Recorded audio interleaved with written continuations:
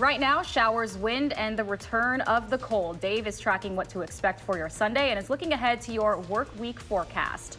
And a little more than 1 week from Election Day, we're taking a look at who and what is on the ballot to help you make an informed decision. Plus, despite its name, March Madness is actually making people really happy. The effect it has on your office works environment this time of year. From the Channel3000.com Alert Center, this is News 3 Now This Morning. And good morning. It's 6:30 in the morning. It's March 24th. I'm Jamie Perez in for Josh with meteorologist Dave Caulfield in for Chris. Got a bunch of substitutes today, but nonetheless, I think we can talk about how fantastic the weather is. It feels like spring. It's not too bad outside. Yesterday was so nice. A little bit different today because we do have a couple of showers nearby, and we might need the umbrella throughout this Sunday. On Doppler track, we're noticing some very light shower activity south of Madison, moving into portions of Greene and Rock counties. The question becomes, as we head throughout the day, how far to the north that line of showers or kind of patch of showers is going to move. Right now, there are some indications that maybe a few raindrops could fall across Dane County throughout the morning hours. Platteville, we saw some rain earlier this morning on our Queen Bee Radio Skycam. Still just looking at cloudy skies on the Edgewater Skycam in Madison. Upper 30s right now in Mad City, 43 in Janesville, 39 in Platteville, and 41 in Mineral Point. Temperatures and winds over the next 12 hours, we should reach highs in the upper 40s near 50 degrees, so pretty close to normal for this time of year, and will become breezy as we head into the evening hours. Now let's take a look at your first alert traffic update. Things looking pretty quiet as you might expect on the Beltline at Park Street. No major accidents or incidents to report. A couple of brake lights here and there, but overall traffic is heading out generally at the posted speeds, maybe a little bit tardy. Eastbound Sauk City to Middleton on Highway 12. That'll cost you 21 minutes, average speed of around 45 miles per hour. That is your first alert traffic update. We will talk more about the shower chances today and what we can expect as we head into the work week in your first alert forecast. We'll take a little bit of showers if it can cost us a 60-degree day. That's exactly. Fine. I'll take there that. We go. Thank you so much, Dave.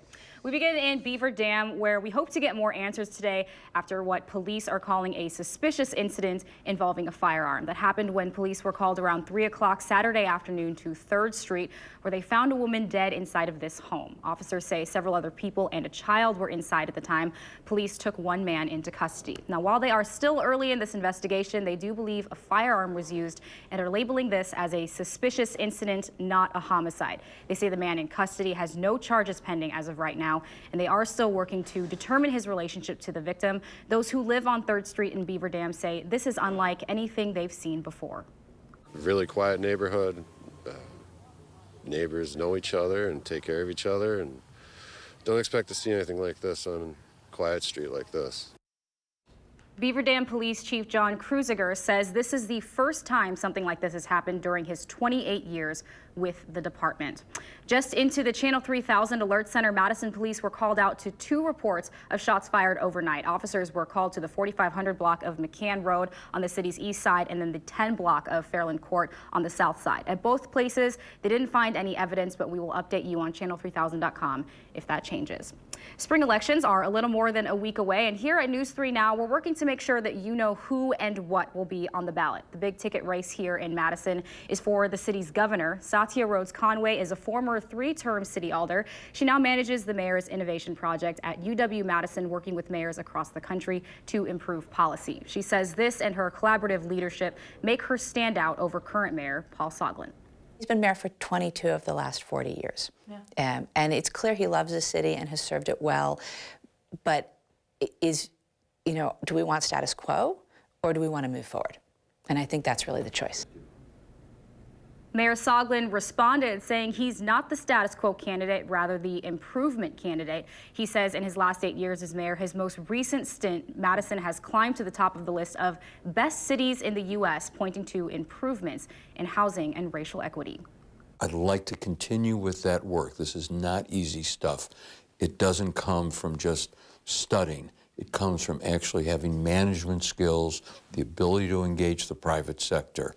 And I'd really like 4 more years to embed and finish the job.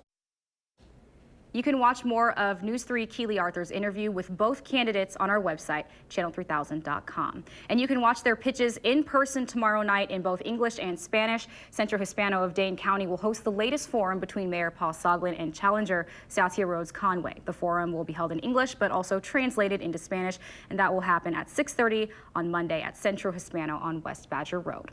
One of the fastest growing cities in the state wants voters' permission to prepare for more families. Voters in Sun Prairie will see two multi-million-dollar referendums on their ballot April 2nd, both of which would have a significant impact on their property taxes. Most of that money would go towards building a second high school. If that's approved, Sun Prairie would be the only district in Dane County outside of Madison to have more than one high school. That option was turned down by voters about 13 years ago, but with the city's population up 15% over the last 8 years alone, the school board's treasurer says the idea has a lot more support. We've had a lot of younger families move into the district through the years, and my opinion is, maybe 5 years ago, the city kind of flipped over to the younger families as opposed to the people that have been here for 20 or more years. If you live in the Sun Prairie area, you'll see two questions connected to this on the ballot. The first will ask whether you support borrowing $165 million. The second asks to increase the revenue limit by $5 million each year. If both are approved, the owner of, say, a $250,000 home would pay about $320 more in property taxes each year. Current state advocacy groups are once again calling for tougher drunk driving laws here in Wisconsin. Mothers Against Drunk Driving says its top priority is making a first-time OWI a criminal misdemeanor in the state. That's one of 4 bipartisan bills that Representative Jim Ott is introducing at the state capitol this session. The others would require first-time offenders to physically appear in court, increase prison sentences for certain OWI offenses, and require ignition interlock devices for anyone convicted of a drunk driving offense. I was appalled at our laws and what was being done. And I didn't realize all the multiple offenders out there, how many people, how many crashes. Senate Majority Leader Scott Fitzgerald says his caucus will discuss the legislation that's been introduced and determine the best way forward. More local news now. If you have a student in the Madison School District, you might soon be getting notified before your child does an animal dissection in class. The district's chief of staff says students have been able to take alternative assignments instead of dissections for quite some time now if they have a personal conflict. But now, in response to requests from the Alliance for Animals, teachers will be required to send out a letter to parents before dissections happen so they can have the chance to opt out for a different assignment. 17 states have laws requiring these practices to be in place. It is not a law here, but rather a policy for certain districts like Madison. For any farm kids who might need some help with college tuition, there's a scholarship program on the UW campus with some rules that might be helpful to rural families in particular. It's called Bucky's Tuition Promise, and it guarantees scholarships and grants to help any family that makes less than $56,000. Assets are not considered in that decision, things like farmland or cattle, which is what makes this program unique. The program's funding continues for 4 years, which also helps protect against wildly fluctuating milk prices that farms are dealing with. And a big honor for Badgers nationwide. The UW-Madison is getting recognized for having the most alumni in the Peace Corps. The UW currently has 75 students volunteering in countries around the world. According to the Peace Corps, nearly 3,300 UW alumni have served with the organization since 1961.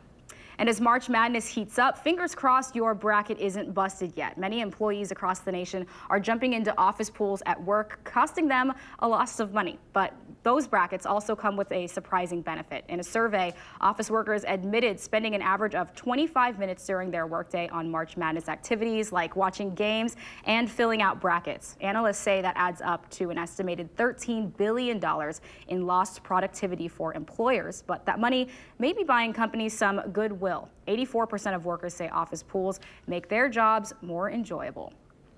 Here in Madison, industrial and systems engineer Laura Albert is the brains behind the brackets. The UW engineer is hoping math and data are on her side this postseason. Albert collects data in all season long, logging scores, wins, and losses. She ranks teams week to week based on all of those numbers, but it's also about what those teams can do in the future. As an engineer, at the end of the day, I want to take this all one step further, and I want to turn that data and information into a decision. And how would I actually design a system and engineer a better system and solve a problem in the future? That's applicable to her research on healthcare systems, but also in deciding who will make it to the Final Four. Albert's data has Duke as #1, Michigan State, Gonzaga, and Virginia are also on top. But she says if everyone else in her pools is picking Duke, she's leaning away for having them as the winner in her bracket.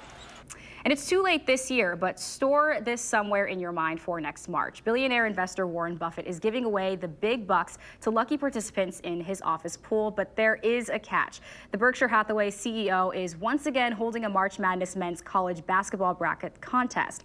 The rules are simple. Anyone who can pick the last 16 teams in the tournament will win $1 million a year for life. But to play, you have to be an employee at Berkshire Hathaway. About 100,000 employees completed brackets in previous years. Last year, not a single worker won that contest. In fact, none of them got past the first round of the 68-team tourney. Time now is 6:40. With the first full week of spring ahead, we have longer days and sun in the forecast. But there is a chance for some work week showers as well. Here's a live look outside. Dave has your first full forecast next.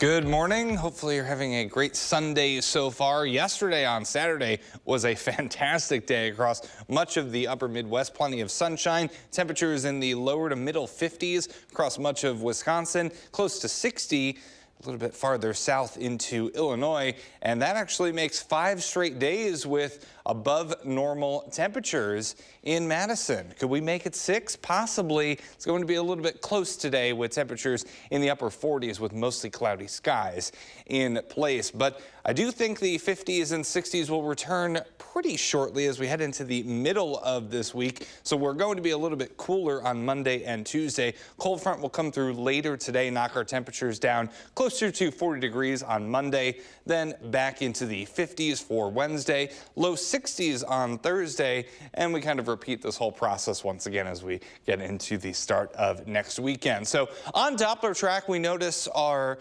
storm system off to the south, providing some scattered showers across portions of Iowa back into Nebraska, and also for portions of Wisconsin and Illinois. As we zoom in, we could see not too much going on across the area. Some very light shower activity across Greene and Rock counties, and also into Lafayette County, Iowa County, picking up a little bit of rain as well. So have the umbrella ready to go today, especially across far southern Wisconsin. You might not need it, though. I don't think those showers are going to really travel that far north throughout the day. However, anything is possible. In Madison, the Edgewater Skycam looking at cloudy skies. 37 right now in Madison, 35 in Watertown, 43 in Janesville. Highs will be a little bit closer to 50 degrees by the end of today.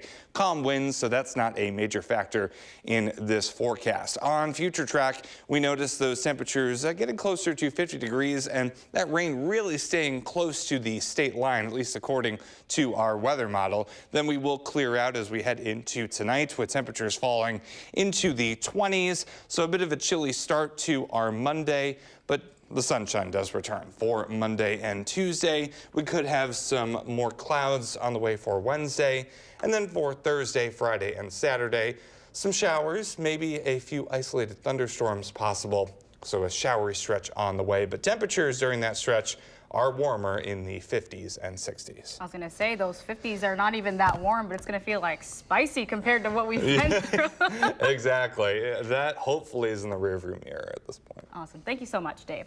Well, the climate is changing here in Wisconsin. As a new student says, parts of the state could be feeling more like Kansas or coastal Pennsylvania by the 2080s. Researchers from the University of Maryland and North Carolina State University say that when kids born in the 2010s reach retirement age, the Midwest will feel a little more southern. They're predicting 60 years from now, Madison will have a climate that looks more like Lansing, Kansas today. That means summer days could be up to 7 degrees warmer and about 16% wetter. You can read the full article and find the link to this map over at wiscontext.org. And this comes as another scientific report says the Great Lakes region is warming faster than the rest of the nation, and that could mean even more flooding, extreme weather such as heat waves and drought, and less snow. Even as the lake affects, snowstorms could get bigger.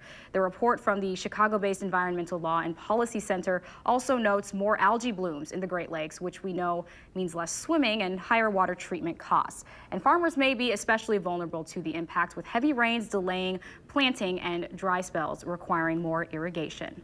Time now is 6:47. We're heading east and pushing the limits. Marine boot camp is one of the toughest experiences imaginable. Just ahead, we take a look at how technology is changing recruitment for a new generation of the few, the proud, the Marines. Thanks for watching News 3 Now this morning, Sunday.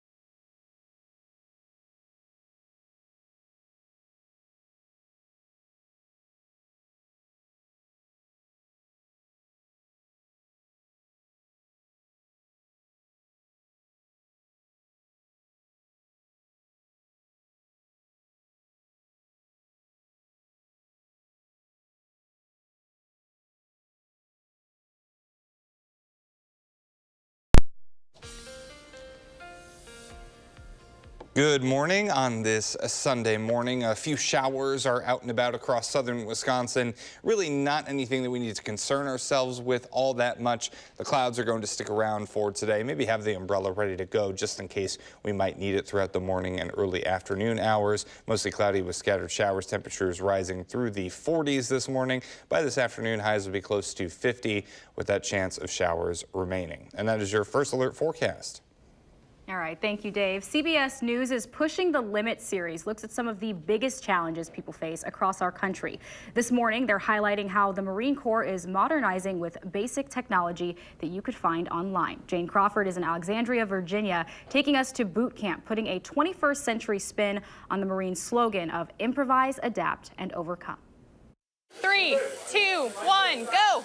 This is not the theater of war these Marines expected to be fighting in. It's double elimination. You just beat him once. Go!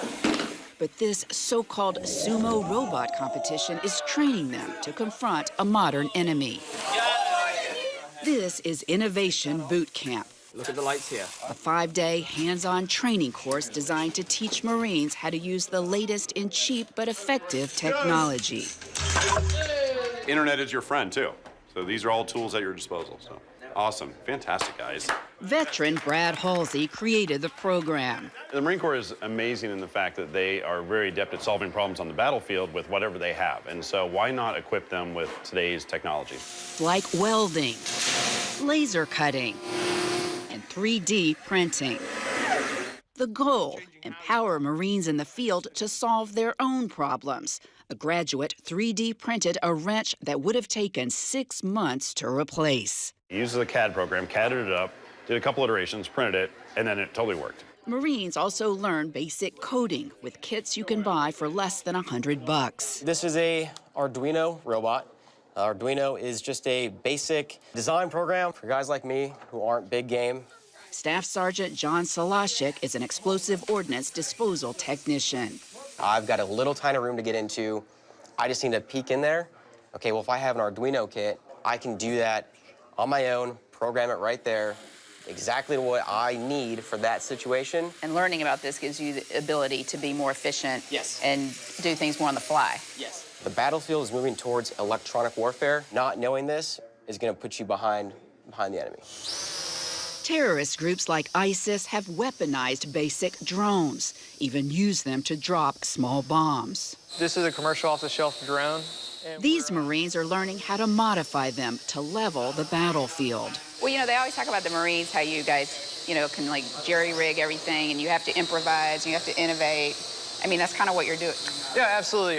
Improvise, adapt, and overcome, and this is definitely just us doing what we do best. A massive earthquake has hit the garden. Absolutely catastrophic.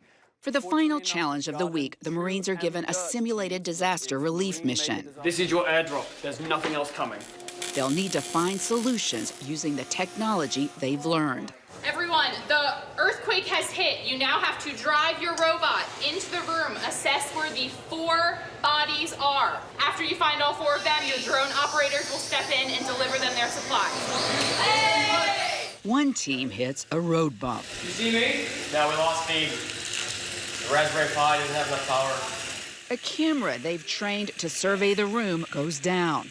Captain Matthew Audette is with the Marine Corps Systems Command. Things go wrong. How do you react to it? 3 amps max each port. What did you learn this week that you can apply to it on the spot in the moment in a high-stress situation? This is the most important part of this training right here. This actual, when it kind of didn't work, is important. Exactly, and as you can see, it's now up and running.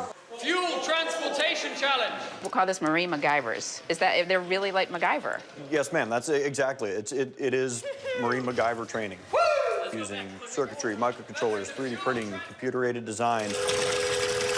And that's the future of warfare. Yes, ma'am, it is. We're looking for platoons of Marine MacGyvers. Even with technology, there's still a use for duct tape in the Marines. Duct tape and hot glue.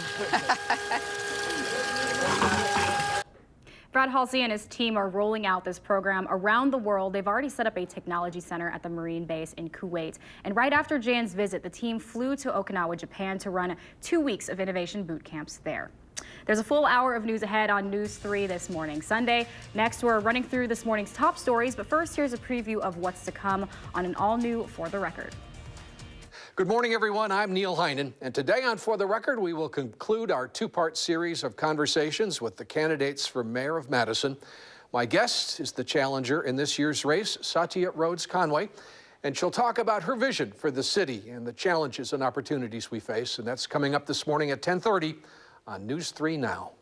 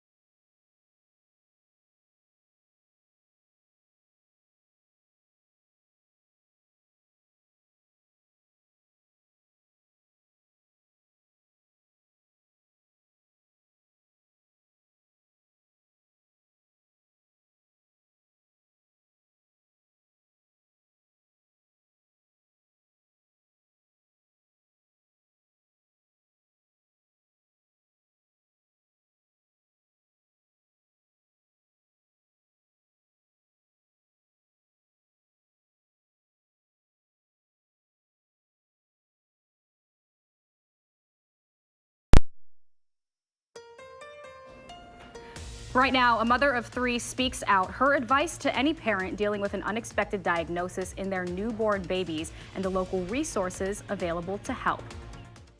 From the Channel3000.com Alert Center, this is News 3 Now this morning. Good morning. It's March 24th. I'm Jamie Perez in for Josh this morning. We'll get a check on the weather with Dave in just a second, but first let's get you caught up on today's headlines. We're hoping to get some more answers today from the Beaver Dam Police Department after a suspicious incident involving a firearm. It happened when police were called around 3 o'clock Saturday afternoon to 3rd Street, where they found a woman dead inside this home. Officers say several other people and a child were inside the home at the time. They have taken one man into custody. While they're early in the investigation still, they do believe a firearm was used. They say the man in custody has no charges pending as of right now, and they are still working to determine his relationship to the victim. Spring elections are a little more than a week away, and here at News 3 Now, we're working to make sure you know who will be on what will be on the ballot, excuse me. The big ticket race here in Madison is for the city's governor, Satya Rhodes Conway, a former 3-term city alder. She's up against incumbent Mayor Paul Soglin. Our Keely Arthur sat down with both candidates this week. You can watch those interviews on our website at channel3000.com. And a big honor for Badgers nationwide. The UW-Madison is getting recognized for having the most alumni in the Peace Corps. The UW currently has 75 students volunteering in countries around the world. According to the Peace Corps, nearly 3,300 UW alumni have served with the organization since 1961.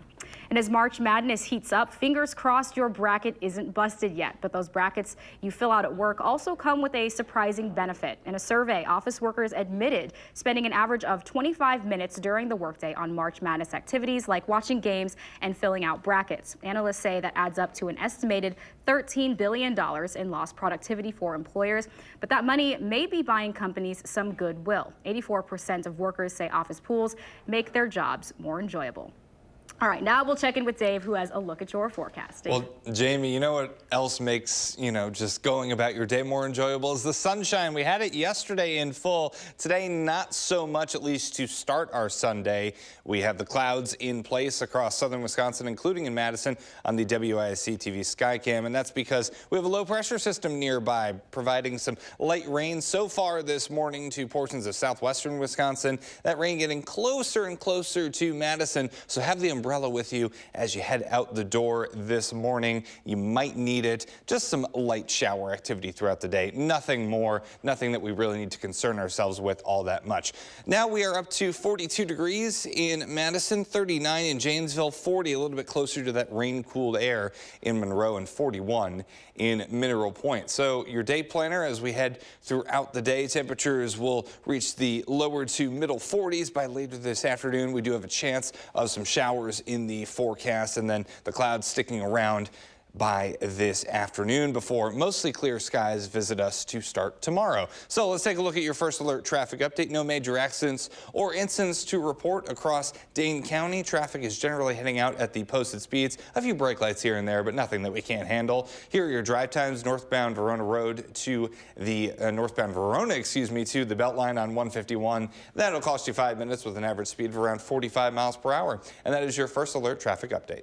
Thank you, Dave. Just into the Channel 3000 Alert Center, Madison police are looking for a man they say robbed a home in the 600 block of Constitution Lane. That's in the city's Midtown district. This happened just after 10:30 last night, but officers just issued a release within the last hour. Police say a man wearing dark clothes and a backpack was seen in the area about an hour before that call. So if you know anything, please contact Madison area Crime Stoppers. The John Nolan and Willie Street intersection is already one of the most heavily traveled intersections downtown. It's about to get a bit messier. Starting Monday, April 1st, Willie Street, South Blair Street, East Wilson Street, South Franklin Street, South Blount Street, and Capitol City Bike Path will be either closed or under construction until about mid-August. The city says they're redoing some of the paths and roads that are long overdue projects. They say the last time this area was majorly worked on was in the 80s. Now, while all of this is going on, bikers, pedestrians, and drivers need to make whatever accommodations necessary to make traffic here as smooth as possible. Right now, it has some of the worst pavement in the city. And over the past couple of years, we've done a safety improvement study for the whole intersection. So a lot of the improvements we're making here are kind of guided by that study that was recently completed. On top of the reconstruction, MG&E Gas is also doing work in the area starting this week. And on top of that, the railroad crossing at the Wilson-Blair/John Nolan intersection will also be replaced.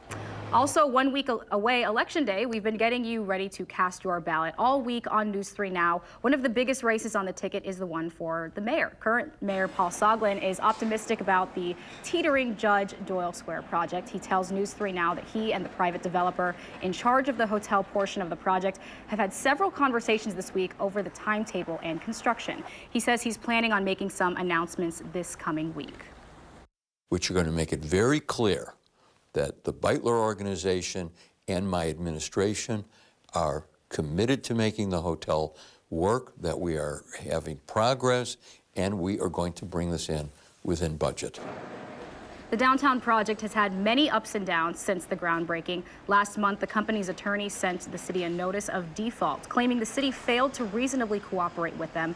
Satya Rhodes Conway, Soglin's challenger in the mayoral race, says if elected, she would likely cut ties with Beitler. I think this is the biggest example of mismanagement that we've seen in this city in a really long time. We are dealing with a developer that's clearly not trustworthy, clearly can't get it done, right? Keeps coming back and in default, wanting more money, threatens to sues us, now threatens again. It's just ridiculous. How is this still happening? Initially, Baitler was in charge of developing both blocks of the project, which include a hotel, retail, living space, and a parking garage. Baitler is now only in charge of the hotel portion. You can watch our Keely Arthur's full interview with those candidates on our website at channel3000.com. And if you've already had your mind made up, this week is your last chance to vote early if you want to skip the lines. In-person absentee voting continues this week at all of the City of Madison's public libraries. And starting tomorrow, 3 locations open up on the UW campus at the Memorial Union, Union South, and the Student Activity Center. Madison College and Edgewood College are also offering early voting locations this week. You do not have to be pre-registered to vote early through Friday, but you will have to be registered already if you want to go in and vote on Saturday or Sunday. We do want to remind you about a special event happening tomorrow night here on News 3 Now to help you get your consumer questions answered. Our Call for Action volunteers will be in the office starting 5 p.m. to take your questions and mediate on your behalf to help get a solution from the business that you might be struggling with. Our Leah Linscheid will be in as well with live reports that evening to show you what our CFA team can help you with. That's Monday night from 5 to 7 right here on News 3 Now. The nation celebrated World Down Syndrome Day this week. Babies with Down syndrome have an extra copy of chromosome 21, changing the way that their brains and bodies develop. It can be hard for them and their families to live normal lives, but it doesn't have to be. News 3 Now, Christina Laurie spent some time this week with a local mom and her son, Augie, who are thriving. Meet Augie. I'm for sure a better person now than I was before I had him. His mom, Melissa, found out at 14 weeks pregnant he had a high chance of having Down syndrome. I didn't know what it was going to be like raising a child with Down syndrome. 3 years later, she does. Here's what she didn't know then. Life was going to be just fine. And it's proven to be even more than fine. It's pretty great. That's thanks to 2 Madison organizations. The Madison Area Down Syndrome Society provides support programs, events, and advocacy around town. Connecting with other families, I think, is key. Its Parents First Call program pairs first-time Down syndrome families with those who are farther along on raising a kid with DS. Having a family that we could hear, you know, what is it really like versus what you might read on the internet or in a book. Gigi's Playhouse, a Down Syndrome Achievement Center, is another local resource working to give people with DS like Augie the same opportunities as everyone else in every area of life. Nowadays, life looks pretty normal for the Shutwell family. Differences are okay, that we're all unique and we all have unique things to offer this world. Augie's taught them a lot about raising a kid with Down syndrome. He is more like my other kids than different, or more alike than different. Above all, he's taught them DS is no disability. He is more amazing than I could have ever imagined. For News 3 Now, I'm Christina Laurie.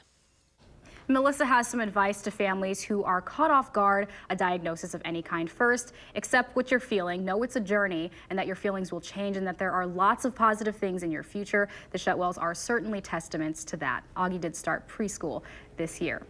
More local news now. After a very humbling first-round exit to end the Badger men's basketball season this year, the team is already looking ahead to next year. Moving forward, the Badgers will lose 3 seniors, but will return 3 starters, Demetric Rice, Brad Davidson, and Nate Rubers. They're trying to stay positive after this week's disappointment. It was definitely a big step from last year, but it's definitely not the way we wanted it to end. So, like I said, we just got to build from it. It's in the past now. It's nothing we can really do to change the outcome, so we just got to take a step. There's positives in everything in life, and there's always things to be thankful for and things you can't take for granted. But with that being said, you put a lot of time in for this moment, and to come up short and to let things slip away and know that you didn't perform your best, it definitely hurts. How about some Wisconsin natives? There are 2 still left playing. The big one is Tyler Harrow, who was a Badger commit until he switched to Kentucky. The former Whitnall standout helped the Wildcats advance to the Sweet 16 on Saturday, and J.C. Butler is a freshman at UC Irvine. He played high school ball at Racine Prairie. His team faces Oregon later today. Looking ahead, a Milwaukee Bucks star will be in Stoughton this week. The Greek Freak will be appearing at Cuna's Country Buick GMC of Stoughton from 5 to 7 p.m. for a free meet and greet on Wednesday. The event will be open to the public and is based on a first-come, first-served basis. All guests who make it to the meet and greet in that time frame will be able to get one autograph with no personalizations. And it's a sport we don't often think about until the Winter Olympics, but some of its best participants are in Verona this weekend. For the third time in 5 years, the U.S. Speed Skating Short Track Nationals are at the Verona Ice Arena. Athletes from across the country, as well as China and Canada, are here this weekend. Organizers say it's a great opportunity for young speed skaters to get to meet Olympic-caliber athletes. The kids really get to watch some of the elite skaters race, and the older skaters also get to cheer on the kids. Check it out. There are still some races going on today from 9 until 3:30. Time now is 7:11. Rain returns, but so do some near 60-degree temperatures. Yes, you heard that right. Here's a live look outside this Sunday morning. Dave is in with your first full alert forecast next.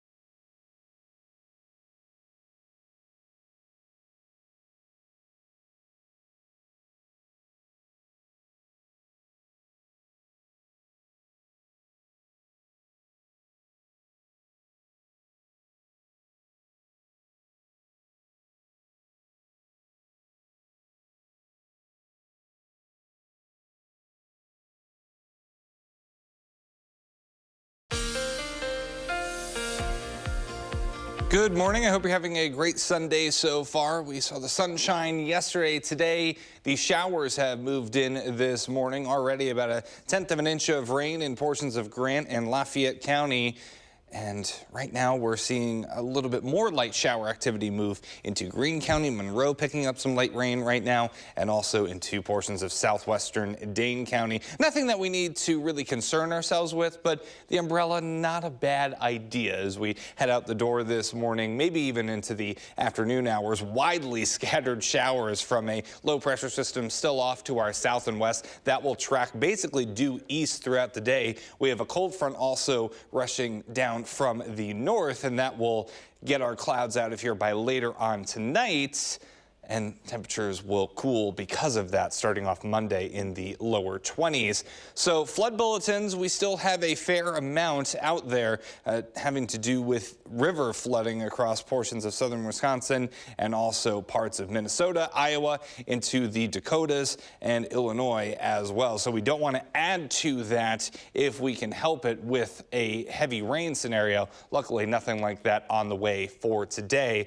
However, as we head into next week, some showers and thunderstorms are possible in spots. We'll talk about that in just a little bit. Live look in Madison on the Edgewater Skycam at those cloudy skies. So the almanac for today, we will be in the upper 40s by later this afternoon, pretty close to normal for this time of year. And temperatures already into the lower 40s in Madison, still in the 30s in Watertown. Janesville and Monroe, a little bit closer to that rain cooled air, so a few degrees cooler than spots like Madison. On future track, we notice the clouds sticking put, also a chance for showers this morning and into the afternoon hours as well. I do think that as that low tracks to the east, we'll start to see skies clear. Also, as that cold front comes through, those two things kind of combining, and we will see the skies clear as we head into the overnight hours, starting off in the lower 20s for Monday, and the sunshine coming back for Monday and Tuesday. So that's some good news. Really not looking at anything crazy as far as rainfall totals go, about 1/10 to 1/4 of an inch at most across portions of southern Wisconsin. So let's take a look at that 10-day forecast. We are looking at the sunshine for Monday and Tuesday with highs in the 40s. We're in the mid-50s on Wednesday with partly sunny skies, and then some showers and maybe even a few thunderstorms possible on Thursday and Friday with temperatures in the 50s and lower 60s, specifically on Thursday, before some cooler weather arrives for the start of the weekend. Hopefully next week we don't have to worry about the chance of bringing an umbrella, maybe? Maybe. Hopefully. You know, spring can be a little bit yeah, volatile at points. So well, I'm sunshine hoping for it, but sunshine on Monday. Sure. Thanks, Steve. In the nation's capital, tourists are waiting for the cherry blossom trees to bloom. The National Cherry Blossom Festival is happening now in D.C. This is video from last year. The annual event celebrates the beauty of nature and international friendship. Japan gifted the U.S. more than 3,000 cherry trees back in 1912. The trees haven't bloomed just yet. The National Park Service says this year's peak bloom is predicted for April 3rd to the 6th. Well, when are we fully grown up? That's a question a new study tried to tackle. They found that people are not full adults until they reach about 30. Most countries define legal adulthood as people 18 or older, but new research released ahead of a meeting of the Academy of Medical Sciences in Oxford, England, says reaching adulthood is much more gradual of a transition. The researchers say the brain undergoes key changes that take place over 3 decades.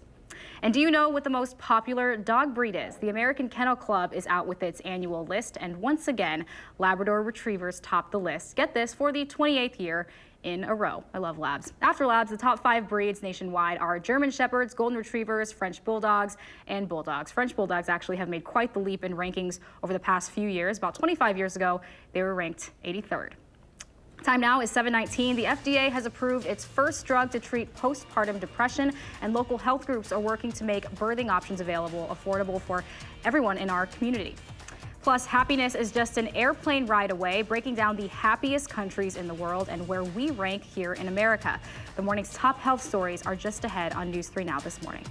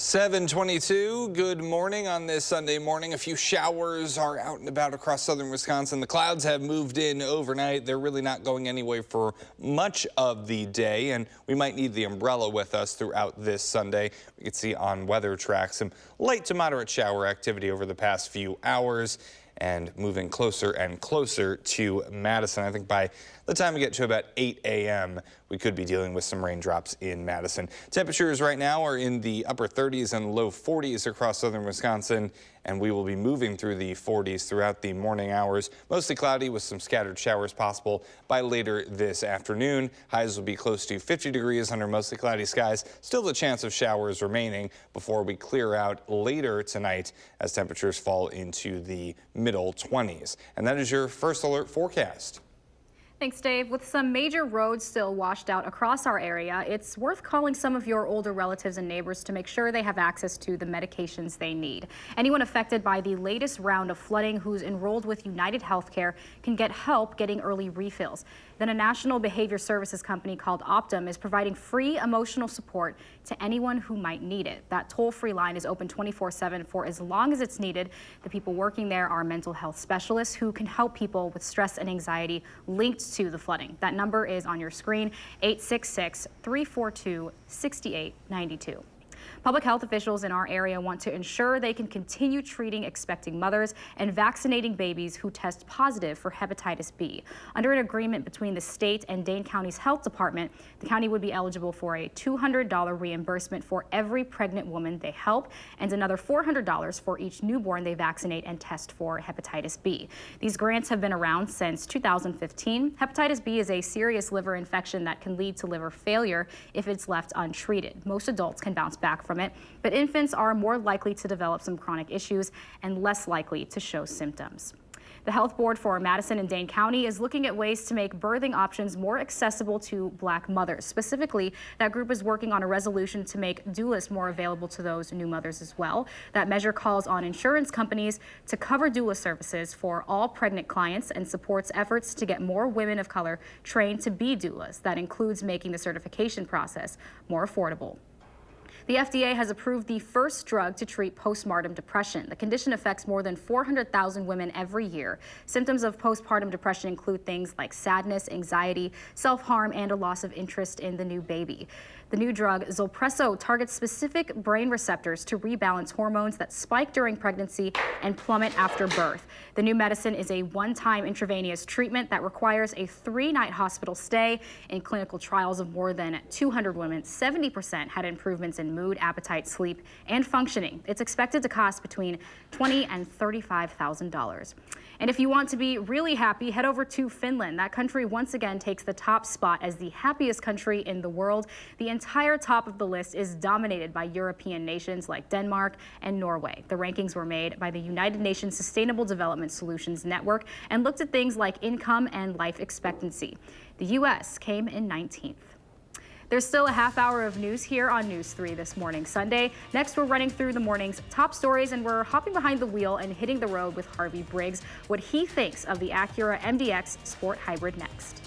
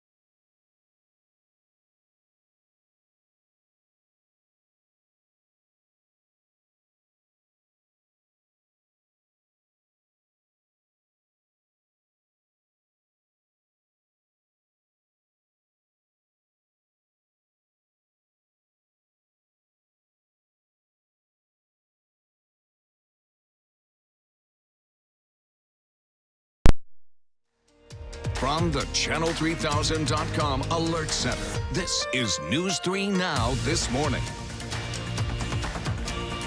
Good morning. It's March 24th. I'm Jamie Perez in for Josh. We'll get a check on the weather with Dave in just a second, but first let's get you caught up on today's headlines. We're hoping to get some more answers today from the Beaver Dam Police Department after a suspicious incident involving a firearm. It happened when police were called around 3 o'clock Saturday afternoon to 3rd Street, where they found a woman dead inside this home. Officers say several other people and a child were inside the home at the time, and they took one man into custody. While they're still early in this investigation, they do believe that a firearm was used. They say the man in custody has no charges pending as of right now, and they are still working to determine his relationship to the victim. Election day is next Tuesday, which means this week is your last chance to vote early if you want to skip the lines. In-person absentee voting continues this week at all of the City of Madison's public libraries, and starting tomorrow, 3 locations open up on the UW campus at the Memorial Union, Union South, and the Student Activity Center. Madison College and Edgewood College are also offering early voting locations this week. You do not have to be pre-registered to vote early through Friday, but you will have to be registered already if you want to go in and vote on Saturday or Sunday. Looking ahead now, the John Nolan and Willie Street intersection is about to get a bit messier than it already is. Starting Monday, April 1st, Willie Street, South Blair Street, East Wilson Street, South Franklin Street, South Blount Street, and Capital City Bike Path will be either closed or under construction until about mid-August. The city says they're redoing some of the paths and roads that are long overdue. They say the last time this area was majorly worked on was in the 80s. And a Milwaukee Bucks star will be in Stoughton this week. The Greek Freak will be appearing at Cuna's Country Buick GMC of Stoughton from 5 p.m. to 7 p.m. for a free meet and greet on Wednesday. The event will be open to the public and is based on a first-come, first-served basis. All guests who make it to the meet and greet in that time frame will be able to get one autograph with no personalizations. Let's check in now on the weather with Dave. Well, Jamie, the rain moving a little bit closer to Stoughton this morning. We've had a round of light showers move through far southern Wisconsin over the past couple of hours, and really not much to concern ourselves with, but we'll probably need the umbrella throughout Sunday morning and into the afternoon hours today as well, just in case we get a couple of raindrops to fall. Again, nothing major as far as rainfall totals go, which is good news. A live look in Platteville on our Queen Bee Radio Skycam, where we did have some rain earlier this morning, but right now a little bit more light on that picture. Temperatures are in the upper 30s and lower 40s, 38 in the Dells, 41 in Lone Rock, 38 in Boscobel and Prairie du Chien, and 42 in Madison. Temperatures and winds over the next 12 hours will move through the lower 40s into the upper 40s, close to 50 by later this afternoon. Still with a chance of showers for some of us. Notice that breeze, though, pick up as we get into the evening. That's indicative of a cold front coming through. It will clear us out, but also could be a little bit breezy overnight with temperatures falling into the lower 20s to start off Monday morning. Now let's take a look at your first alert traffic update. Park Street and the Beltline looking good in both directions. No major accidents or incidents to report across Dane County. Traffic is generally heading out at the posted speeds. Here are your drive times. Janesville northbound to the Beltline on the interstate. That's 26 minutes, so no problems there with an average speed of around 70 miles per hour. And that's your first alert traffic update. Thanks, Dave. Damage from our recent flooding is estimated at more than $1.6 million. Rain and snowmelt caused many rivers in south central Wisconsin to overflow. Cities like Darlington saw some of its worst flooding in decades. Here's a breakdown of damage costs by county. The totals are for public infrastructure and emergency response costs. Adams County saw more than $325,000 in damages. In all, 16 counties are reporting damages. More local news now. Officials are hopeful about the future of the Tree Lane apartment complex, which has been under scrutiny because of concerns of crime and disturbances in the area after opening last summer. Mayor Paul Soglin says police calls for service in the area on Madison's far west side have gone down in recent weeks. Soglin says he believes they're through the worst of it, and increased funding for resources like added security and case management are making a difference. Police Chief Mike Koval is optimistic as well. A lot of lessons have been learned and constructively embraced, and I think that now moving forward, the trajectory of the calls for service are less compelling, less urgent, and certainly less magnified in terms of their frequency and scope of our attention. Officials say 2 households have been evicted from the Tree Lane apartments, but the majority are good tenants who pay their rent.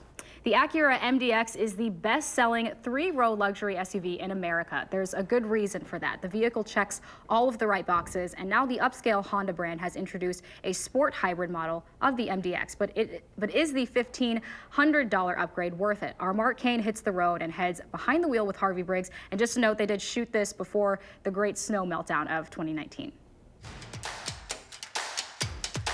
You know, you don't see many brown cars. It's not brown, I'm sorry, Mark. what is It it? is Canyon Bronze Metallic.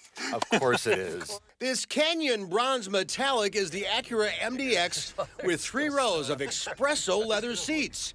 That's a lot of, brown.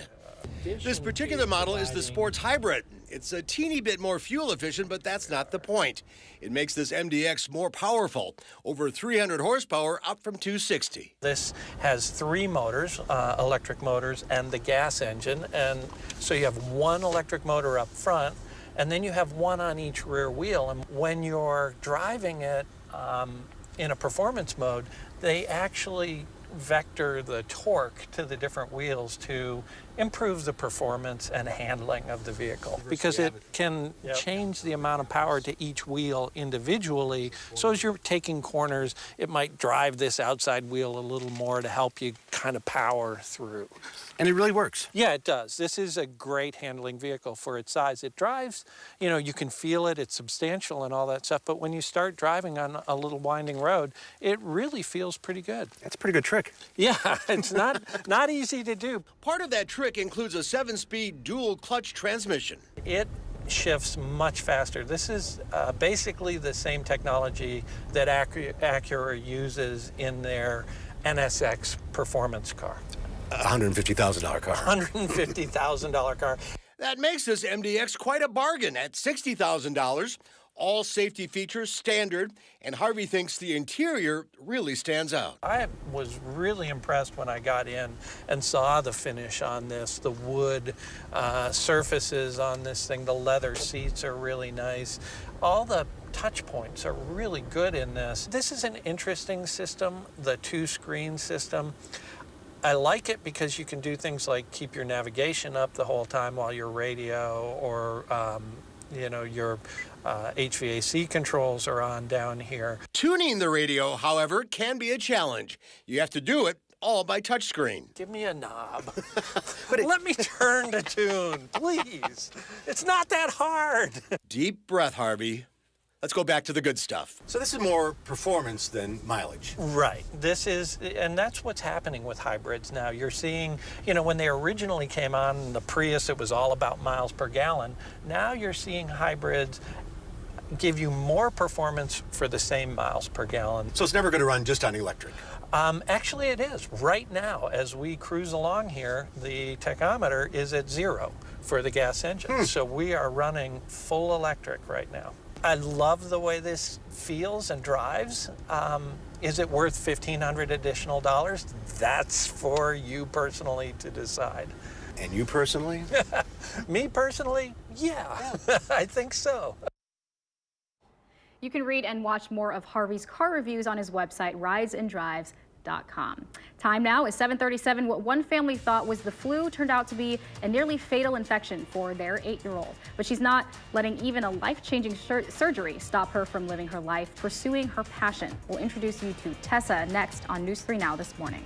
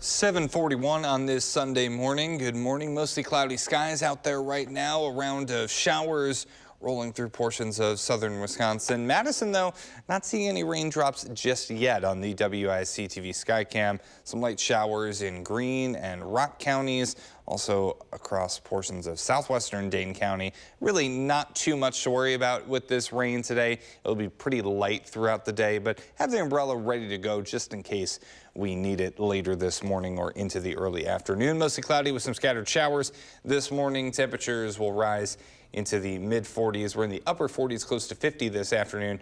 A chance of showers and mostly cloudy. Then a cold front comes through later this evening. Maybe a few snowflakes trying to mix in with that rain before everything wraps up this evening. Then breezy, becoming clear. Those skies are mostly clear overnight with temperatures in the mid 20s. And that is your first alert forecast.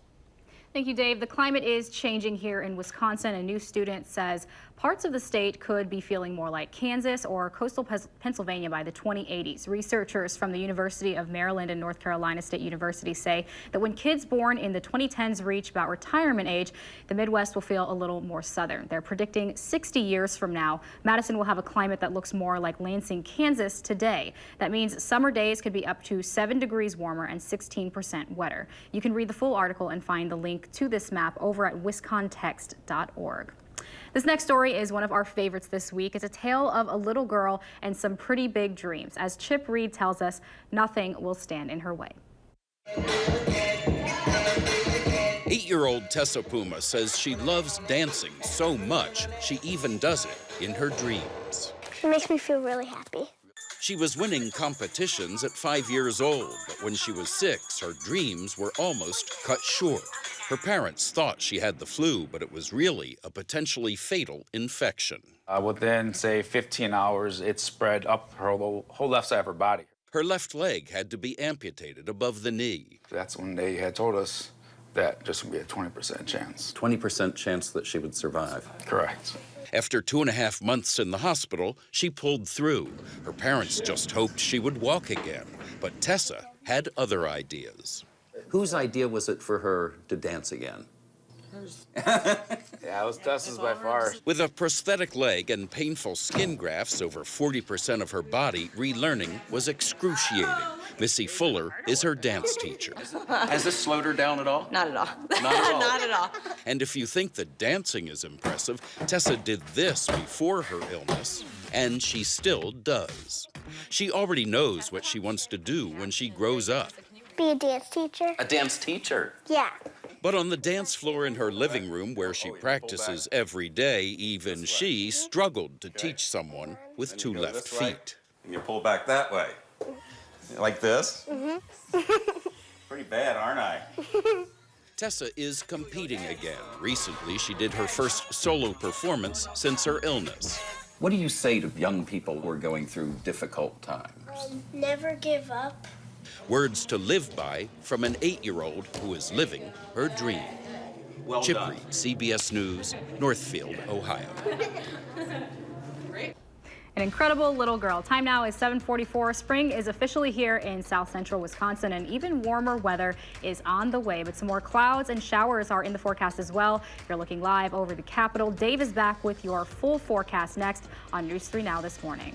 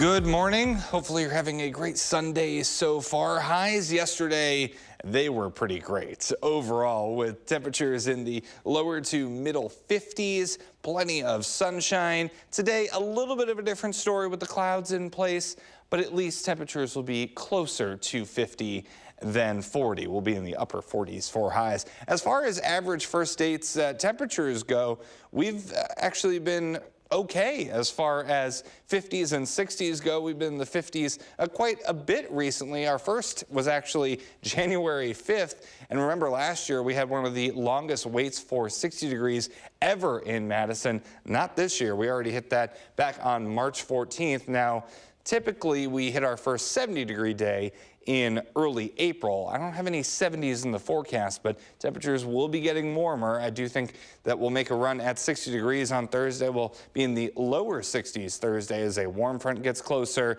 and we'll be in the 50s on Wednesday and Friday. We will have to welcome in a chance of some showers and thunderstorms for those days. And to start this week, as a cold front comes through today, temperatures will be closer to 40 degrees, so a little bit on the cool side in spots. Also pretty cool, this low pressure system that is affecting portions of the upper Midwest. Widely scattered showers showing up across portions of Iowa into Illinois and Wisconsin as well. Really light shower activity, nothing that we need to worry about too much, but the umbrella is probably a good idea as we head out the door this morning, and we may possibly need it into the afternoon as well. Cloudy skies in Madison and the Edgewater Skycam. No rain just yet, but we could have some more scattered showers throughout the morning and the afternoon hours. Highs will be in the upper 40s. Then a cold front comes through this evening. Not out of the question to see some of those raindrops change over to a few snowflakes before everything clears out later this evening. And then we will start off with clear skies on Monday and plenty of sunshine on the way for Monday and Tuesday as we take a look at the 10-day forecast. Temperatures a little bit chillier on Monday, but we're back close to 50 on Tuesday, in the mid-50s Wednesday, and maybe a few thunderstorms to go along with some showers as we head into Thursday, Friday, and early on Saturday. We kind of repeat this whole process as we head into the start of next weekend as well. Just makes your heart sing to see all those 50s and 60s after seeing negative 40 in the winter. Oh, man, I didn't want to remember. Now I'm remembering. No, it's all good. All right. Thank you so much, Dave. Well, all eyes have been on the NCAA tournament. Several major announcements from the Packers this week as two of the franchise's best-known names are saying goodbye to Green Bay.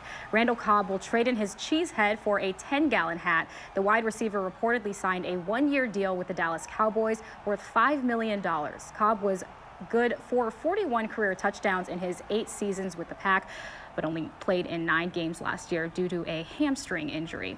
Then it's so long to Clay Matthews. He made the announcement himself on Twitter. The lineman has a 2-year deal with the LA Rams worth nearly $17 million, according to the NFL Network. Matthews is the Packers' all-time sacks leader. He was a first-round draft Pack back in 2009 and has played with Green Bay for 9 years.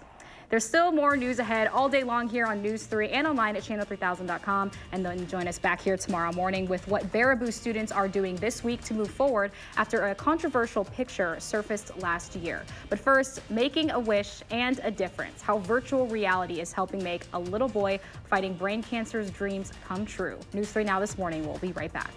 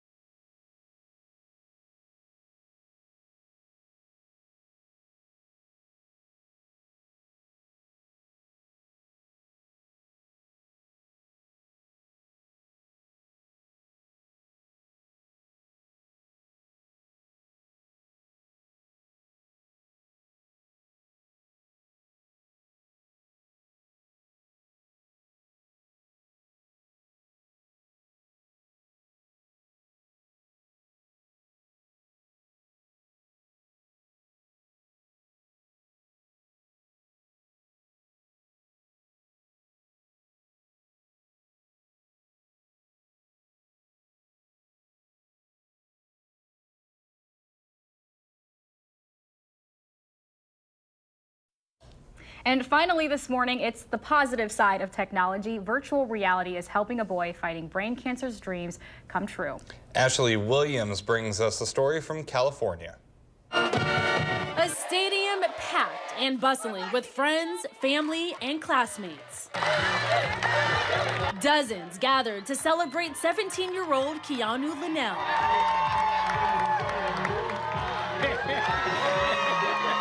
It was just 2 years ago that Keanu was diagnosed with brain cancer. The then 15-year-old athlete and 4.0 student underwent surgery, intense rounds of chemotherapy, and even spent several weeks in a medically induced coma. But despite a slow road to recovery, on Friday, one wish did come true for the high school senior. He would have been the varsity quarterback the past 2 seasons, and he grew up playing football with all these guys, and his one wish was, I want to play football one more time with my class. And that's exactly what happened. Make-A-Wish and virtual reality company Emerge RX made it possible for Keanu to play alongside his fellow Lathrop Spartans. Fully geared up, taking on 4 different plays and having the ability to see from every single vantage point. With over 400 wishes that we grant every year, this is a one of a kind. I mean, this is really making the impossible possible. Go, go, go! And when the experience ended, he was greeted with the school's players, cheerleaders, band, his family, and friends. I think it's great that they came out to support Keanu and, to give him the energy that he needs to keep pushing forward. He's not giving up, and he's going to continue to recover. It was great. Oh my God, I'm gonna cry. That is so inspiring. So heartwarming. Like, such a good thing that those people are doing, and it's like incredible what technology can do for him. It really is amazing. Yeah. You know what else is amazing is these 50s and 60s that we're about to see in the forecast. forecast. The temperature is a little bit cooler today with the rain nearby, and we did forget to show pet walks, so I just wanted to get that in there. Cross Plains, Mary Beth, Sandy, Abby, and Dave sharing a little kiss there, the doggies, and we're being kissed by a few raindrops throughout the day today. So have that umbrella handy. This morning, scattered showers possible, mostly cloudy with temperatures in the mid-40s. And then as we head into this afternoon, highs will be close to 50 under mostly cloudy skies. That's what I'm talking about. Looks good today, looks good the rest of the week. Awesome. Thanks so much, Dave, and thank you all at home for watching. Have a great rest of your Sunday. We'll see you back here tomorrow.